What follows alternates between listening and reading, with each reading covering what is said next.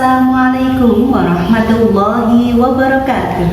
Ahlan wa sahlan wa marhaban wahai generasi emas Indonesia, bersama Umi Nurul belajar materi fikih AMM, asyik, mudah, menyenangkan.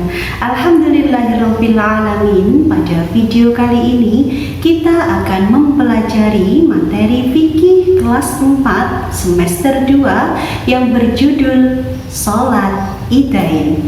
Simak anakku, berjudul Sholat Idain. Nah, nanti ada dua garis besar yang akan kita pelajari. Yang pertama adalah ketentuan sholat idain, dan yang kedua hikmah melaksanakan sholat idain. Nah, ketentuan sholat idain yang pertama nanti ada 3 sub pembahasan: pengertian, kemudian hukum, dan tata cara. Nah, pengertian sholat idain. Sholat idain adalah sholat 2 rakaat yang dilaksanakan setiap tahun sekali pada 2 hari raya, yaitu Hari Raya Idul Fitri dan Hari Raya Idul Adha. Sholat Idul Fitri nanti akan dibahas secara sendiri-sendiri, sholat Idul Fitri dan sholat Idul Adha.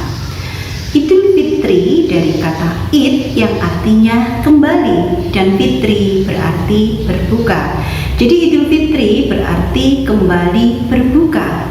Dikatakan kembali berbuka karena sholat ini dilaksanakan setelah orang muslim menunaikan puasa selama 30 hari pada bulan Ramadan. Sholat Idul Fitri dikerjakan pada setiap 1 Syawal. Nah, kemudian berikut ini adalah sunnah-sunnah sebelum kita melaksanakan sholat Idul Fitri. Yang pertama, mandi sebelum sholat Idul Fitri, mandi sunnah. Adapun niat mandi sebelum sholat Idul Fitri adalah nawaitul ghusla liyaumi Idul Fitri sunnatan lillahi ta'ala, yang artinya saya niat mandi untuk sholat Idul Fitri sunnah karena Allah Ta'ala. Kemudian memakai wangi-wangian. Pada hari raya Idul Fitri kita akan bertemu banyak orang, sehingga memakai wangi-wangian untuk menyenangkan orang yang ditemui juga termasuk sedekah.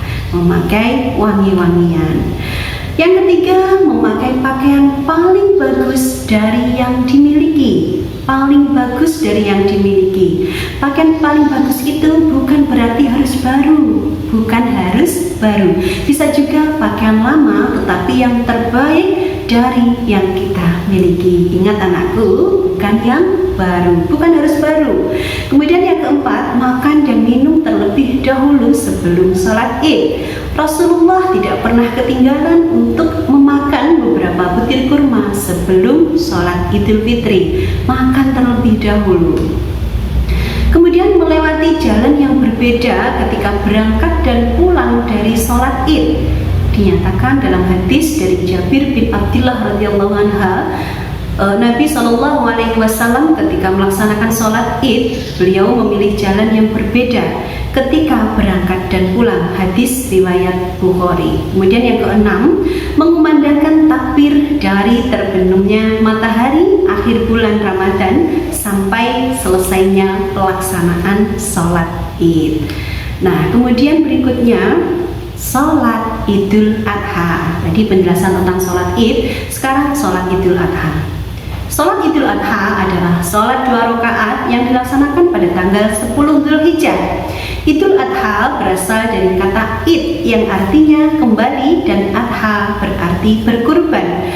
Maksudnya kembali melakukan penyembelihan hewan kurban. Oleh karenanya Idul Adha juga disebut sebagai Idul Kurban. Ya.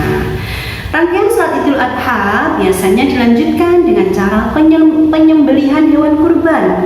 Kurban yang disembelih bisa kambing, sapi, kerbau, maupun unta. Penyembelihan hewan dilaksanakan selama 4 hari, yaitu tanggal 10 Dzulhijjah, tepat pada tanggal 10 Dzulhijjah.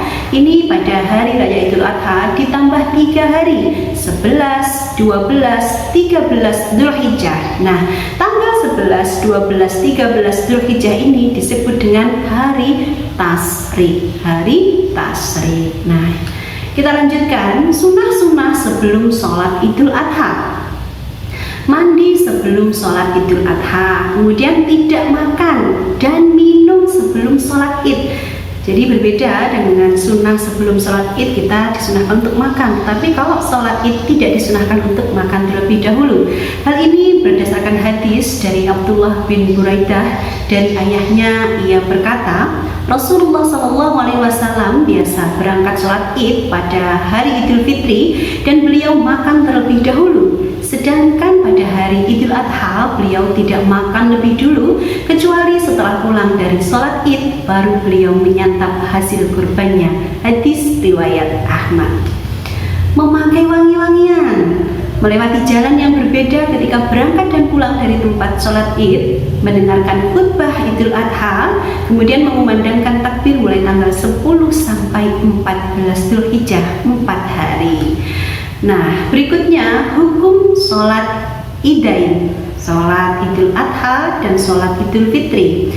Menurut jumhur ulama, sebagian banyak ulama, sholat Idain hukumnya sunnah muakkad, artinya sangat dianjurkan untuk dilaksanakan. Tata cara sholat Idain, syarat-syarat sholat Id sama dengan syarat sholat fardu.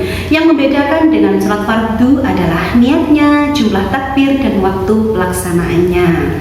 Kemudian ketentuan pelaksanaan sholat Id. Yang pertama, sholat Id terdiri dari 2 rakaat. 2 rakaat. Sebelum sholat Id tidak disunahkan azan dan iqomah serta sholat sunnah qobliyah atau ba'diyah sesudahnya. Sholat Id sebaiknya dilakukan dengan cara berjamaah. Sholat Id lebih baik dilaksanakan di masjid jika dapat menampung seluruh jamaah. Apabila tidak, bisa dilaksanakan di luar atau di halaman atau di lapangan. Nah anakku, sekarang kita lanjutkan tata cara sholat Idain. Yang pertama, niat sholat Idul Fitri. Bismillahirrahmanirrahim. Usolli sunnatan Idul Fitri raka'ataini ma'muman lillahi ta'ala. Itu niat dari sholat Idul Fitri. Berikutnya, nah ini niat sholat Idul Adha. Usolli sunnatan Idul Adha raka'ataini ma'muman lillahi ta'ala. Hafalkan anakku, niat dari kedua sholat Idul Fitri dan Idul Adha. Kemudian takbiratul ihram, membaca doa iftitah takbir 7 kali, di awal 7 kali, dan di antara takbir disunatkan membaca tasbih subhanallah. Kemudian membaca Fatihah dan dilanjutkan dengan membaca surah pendek. Adapun yang lebih utama ialah membaca surah Qaf atau surah Al-A'la.